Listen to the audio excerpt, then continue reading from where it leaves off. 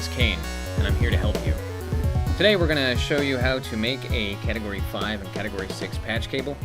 I've found in my travels that nobody knows how to make this. Even big network administrators who, make more money than me, and they run my network, and they're like, hey, I need a patch cable. Do you know how to make it? No, I don't. Here, let me get a diagram. I learned how to make this when I was 14. You should know how to make these. They're simple. They're easy. We're going to need a Category 5E or Cat 5E patch cable. So we're going to have a length of cable that we've selected. We've got one about 10 feet right here. And we're going to need two modular plugs, RJ45.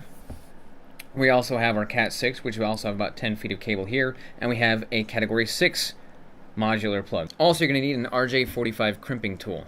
These things you can pick up at your local hardware store, Home Depot, Lowe's, that kind of thing. You can find them online. They're relatively inexpensive, and you can use these to make hundreds of cables. This one's 300 years old.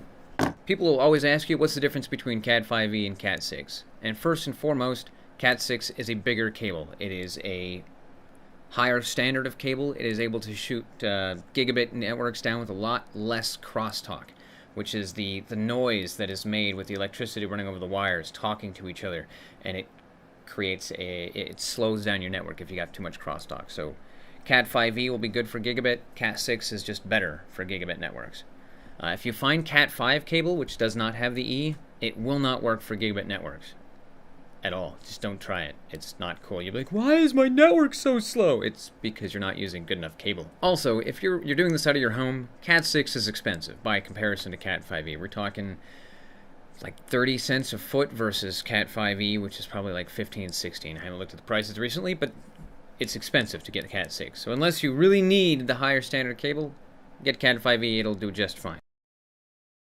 So we want to scar the cable sheath so we can break away the sheath and expose our conductors on the inside.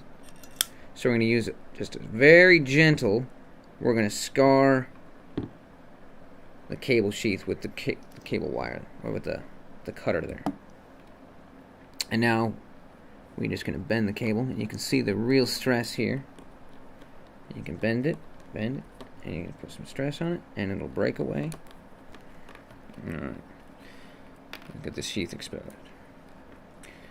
And once we're here, we want to separate out our pairs. And you'll notice this little string here. This is actually for pulling back and exposing more of the cable. So you pull this back down this way, and it'll just cut the cable down. I'm not going to do it because I don't need any more than this. But you can just very carefully clip that string away. Here I've untwisted all of our conductors into our different color codes. So we've got our orange pair, our brown pair, a green pair, and the blue pair. We want them to be in this order I'm going to give you right now. It's going to be white with the orange stripe, orange. And then it's going to be white with the green stripe, solid blue, white with the blue stripe, solid green, white with the brown stripe, solid brown.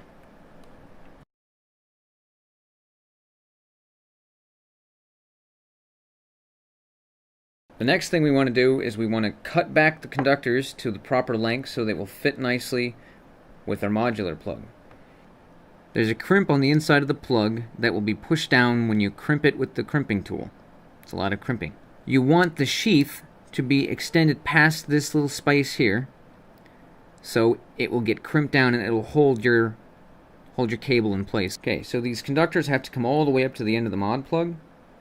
And we want this blue sheath to extend past the crimping space that's right here. So we're going to measure about where we want it. And we figure this length is good. And we want to cut, but we don't want to cut at an angle. We want to cut as straight across as possible. That's why we use these wire cutters. They explode everywhere. Now you can see a little bit of deviations, but it's going to be okay because it'll flush up in the end of the conductor.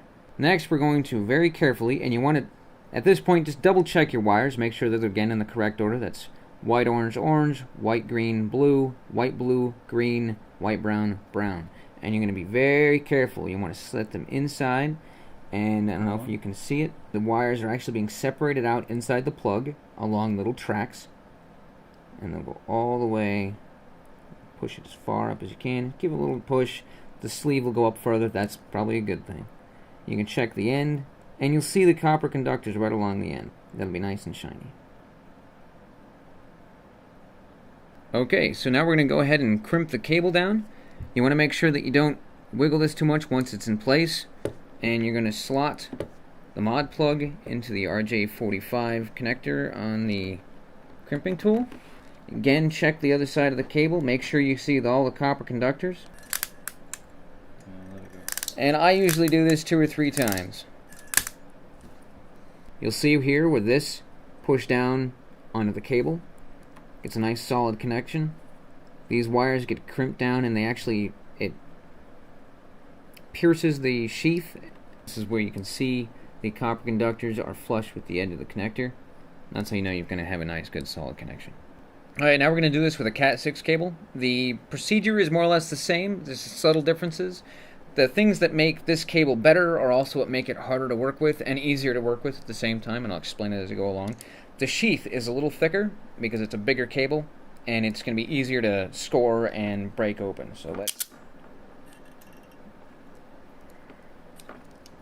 Look at that. Came clean apart. There you go. Now, you can see this is a lot different. We still have the string for tearing back the sheath. We don't need it. Careful not to cut any of your wires. Now, Cat6 cable has got a larger conductor. This is a 22 gauge wire where the Cat5e is a 24 gauge wire. Which means that this, for all of you Europeans, this is bigger. Just a little bit, but it's bigger. This piece is just a big glop of insulation. It separates out all of the wires and runs the entire length of the cable. So each pair, as you can see the twist here, each pair is separate down the length of the cable. And they do this to, again, eliminate crosstalk, which is the noise that is generated, the electromagnetic noise that is generated by these wires with electricity flowing through them does not crosstalk over to here. Or it does, but it's minimal. Very carefully, we want to just remove this bit of insulation because it just makes our lives a living hell. If you clip any of the wires and you can see an exposed piece of copper, cut your cable and start again, because that exposed wire will actually create more noise coming out of the conductor, or it will release more noise coming out of the conductor, and it degrades the cable, so it makes it so your speeds won't be as high as you want them to be. Also, I'd like to point out that these wires are more finely twisted together. There's more twists per cable and per conductor per pair than with the Cat5e, and that's again because of eliminating more crosstalk. So the order of operation here is white, orange, orange, white, green, blue, and it's going to be a real pain in the ass getting this wrapped around properly, but we're going to put it over there. And we're going to do white, blue, and then it's going to be green, and it's going to be white, brown, and brown. And we want to flatten these out as much as possible, which is what I'm doing here. I just kind of wiggle them around until they just flatten out. Again, we want to measure the length of what we're looking at. But then I'm going to introduce this little piece, and I'm going to confuse you all.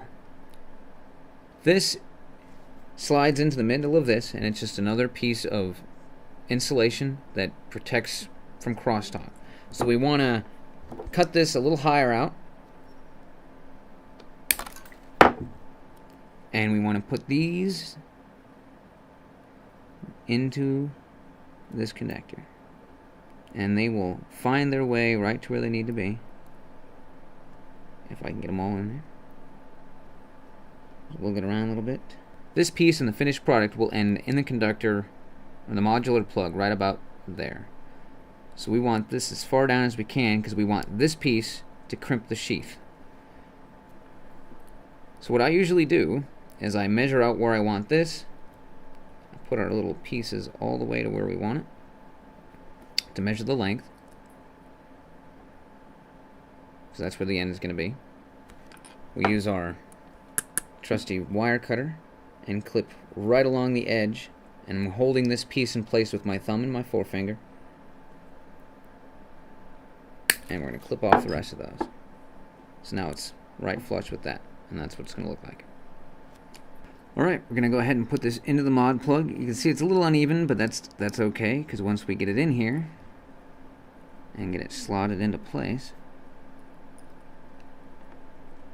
all these pieces Push it all the way in. You want to make sure that, again, you see all the copper conductors along the edge. Here, we're going to, again, push this all the way in. Double check the ends here. Crimp it all the way down. Give it a nice good squeeze. Do it twice just to be sure. And there's your cable. Okay, you can see that it's crimped down on the sheath. Everything is in place. The spacer is inside. Everything is in place. Looks great. Thank you very much for watching this video. I hope you found it helpful. For all you students out there, show this to your teachers. For all you teachers out there, showing this to your students, hello. Thank you very much. I appreciate it. Everybody else, network admins, if you are watching this video, there's something wrong with you. No, really. I'm glad you're watching this video. Subscribe, rate, comment. Check out Tech Syndicate. If you have any questions, the forums are the best place to find answers to everything. If you don't find them, ask the question. Someone will answer it, or I will. It's a great place to check out. Also, you can email me, kane@techsyndicate.com. I think that's everything. Don't make me come strangle you with this cable. Have a great day.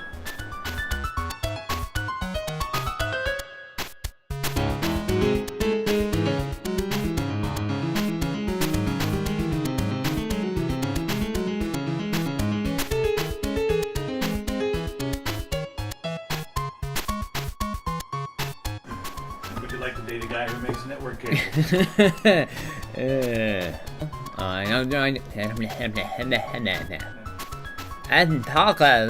Blooper reel. Alright. Thank you very much for watching this video. If you found this helpful, please rate, subscribe. Please rate, comment. Hello, students. Check out Tech Syndicate. I flooded that, didn't I? Check out Tech Syndicate.